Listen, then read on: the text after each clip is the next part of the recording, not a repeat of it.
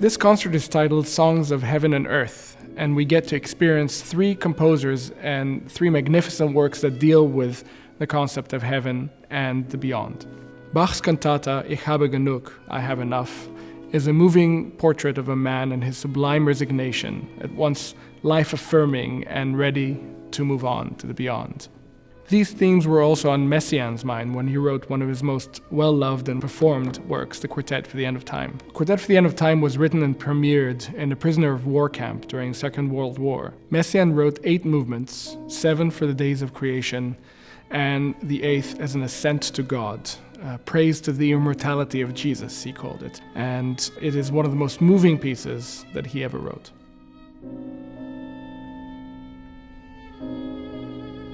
As a pianist, my experience of the 8th and final movement of Messiaen's Quartet for the End of Time is almost impossible. When I really think about what the experience seems to encapsulate, it should not be possible.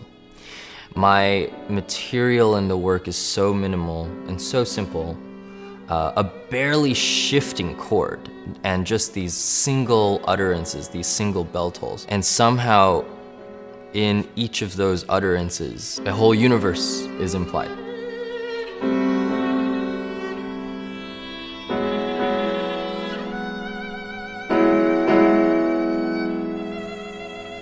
As a musician, we're perhaps in the business of time lyricism, finding a way for time and presence to be melodic or musical. And Messiaen makes this perhaps a little bit clearer for us by literally writing a piece about time.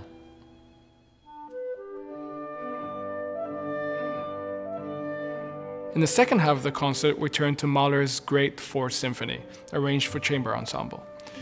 Mahler fell in love with a book of German poems called Des Knaben Wunderhorn, the youth's magic horn. And for 14 years, all but one of his songs used texts from this cycle of poems, including the one that ends this symphony, Heavenly Life, which is a depiction of heaven from a child's point of view.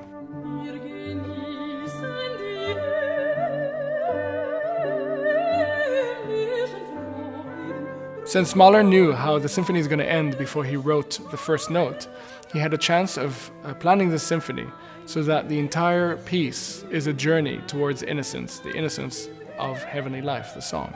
The second movement is especially interesting, where he asks a solo violin to tune up a whole tone to represent the devil, or this character which uses the violin to seduce people towards their death.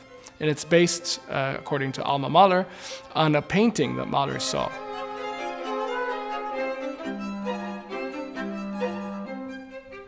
The magnificent third movement, Theme and Variations, was based or inspired by an image on a tombstone of the dead with folded arms in eternal sleep. Despite these dark inspirations, actually this is one of Mahler's sunniest works, and also one of the most chamber-like of his symphonies, which is why this particular arrangement by Erwin Stein, one of Schoenberg's pupils and friends, works particularly well. I hope you enjoy it.